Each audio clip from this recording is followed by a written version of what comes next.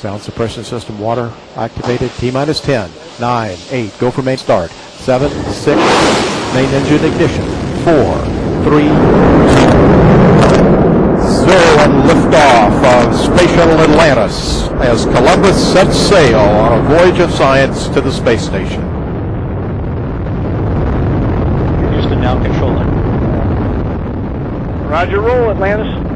Columbus weighs anchor from its port in Florida. Atlantis on the proper alignment, heads down, wings level for the 8.5-minute ride to orbit, taking aim on the International Space Station for docking on Saturday. 28 seconds into the flight. The 3 liquid fuel main engines soon will throttle back to 72% of rated performance, going in the bucket, reducing the stress on the shuttle as it breaks through the sound barrier. Atlantis 3 miles in altitude, 7 miles downrange. 50 seconds into the flight, the engine's beginning to throttle back up, standing by for that call from Capcom Jim Dutton.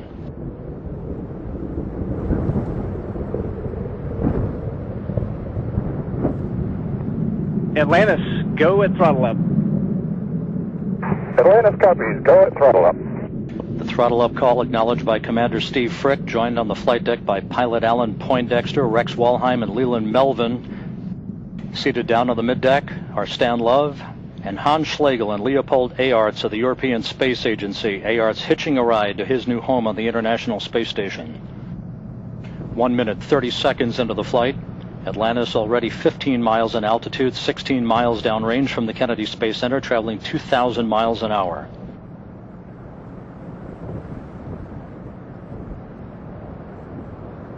Three good main engines, 3 good fuel cells, 3 auxiliary power units, all functioning normally. Standing by for solid rocket booster separation.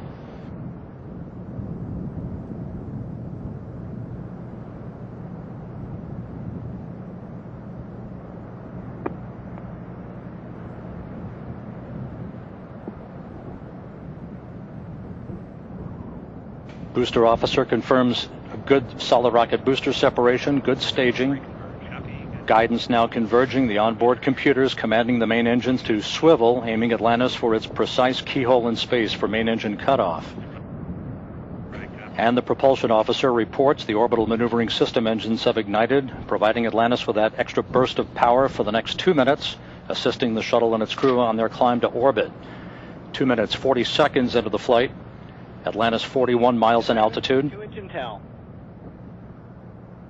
Atlantis copies, 2 engine towel. That call from Capcom Jim Dutton to the crew indicating that if we lost 1 main engine right now, we would have enough energy to reach our transoceanic abort sites, but we have 3 solid main engines along with the auxiliary power units and the fuel cells. At the 3-minute mark into the flight, Atlantis 47 miles in altitude, 87 miles downrange, traveling almost 4,000 miles an hour. Atlantis flying on the singular power of its 3 liquid fuel main engines, draining a half a ton of fuel per second from the fuel tank. Coming up shortly on the point of negative return, where the shuttle will, in the event of an engine failure, but we're flying on 3 solid main engines right now.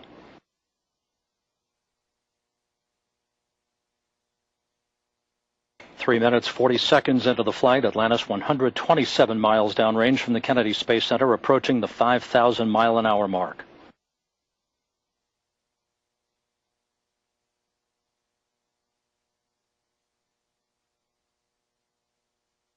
Atlantis, negative return. Atlantis copies, negative return. And the Environmental Systems Officer in Mission Control reports a good flash evaporator system providing cooling for Atlantis' avionics until the time we open the payload bay doors an hour and a half into the flight. 4 minutes, 15 seconds. 62 miles in altitude, 176 miles downrange, traveling 5,500 miles an hour. Atlantis flying straight as an arrow, speeding toward a date with the International Space Station on Saturday.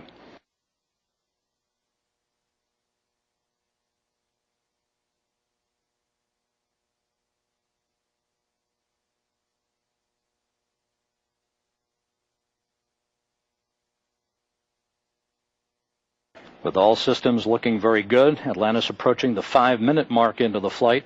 65 miles in altitude, 230 miles downrange from the Kennedy Space Center, traveling 6,500 miles an hour, all systems in good shape.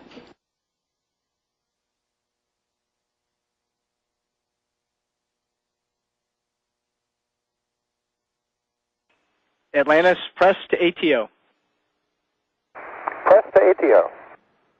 That call indicating should we lose an engine, we can make our minimal orbital cutoff targets. However, all 3 main engines continue to perform normally. 3 good auxiliary power units, 3 good fuel cells. 5.5 minutes into the flight. Atlantis, 8,000 miles an hour in its velocity, 67 miles in altitude, 310 miles downrange from the Cape. Atlantis, single engine ops 3. Atlantis copies, single engine ops 3.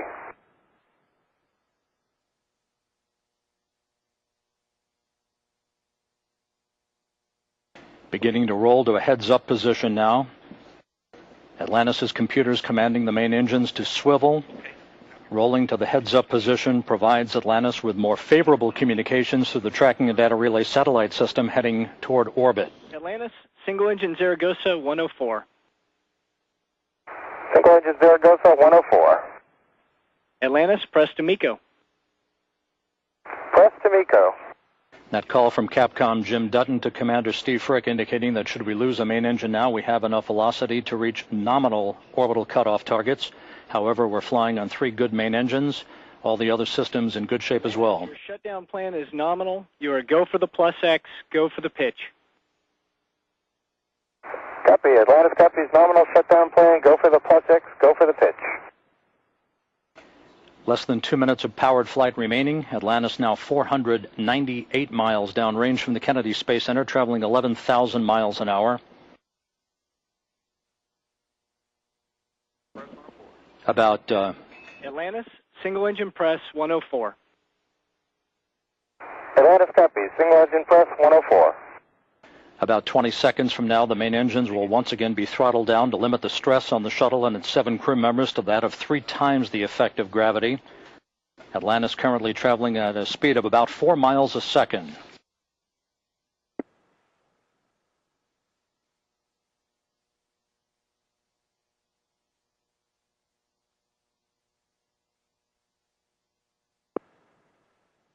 Main engines now being throttled back. 7 minutes, 40 seconds into the flight. Atlantis now traveling 14,000 miles an hour, 675 miles downrange from the Kennedy Space Center.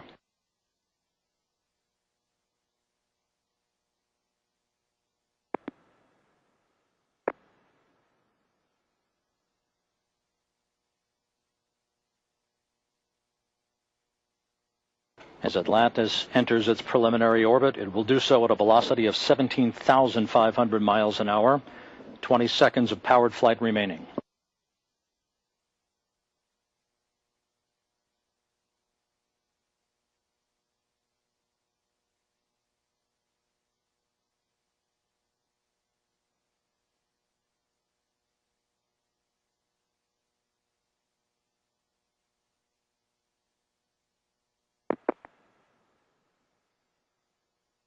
Booster officer confirms main engine cutoff, now standing by for the commands for external tank separation.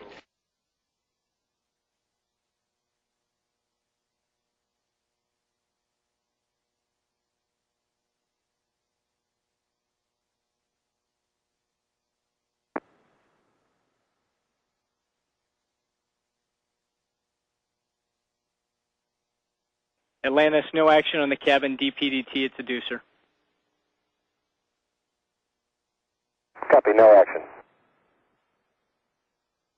Spectacular view of Atlantis separating from its external tank. Atlantis now in its preliminary orbit.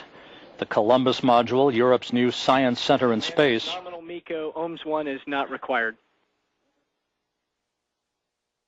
Nominal MECO, OHMS 1 not required. Thanks, MASH.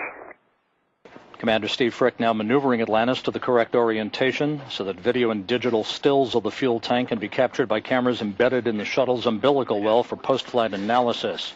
A smooth and uneventful ascent. Atlantis now in its preliminary orbit, the Columbus Science Module headed to the International Space Station.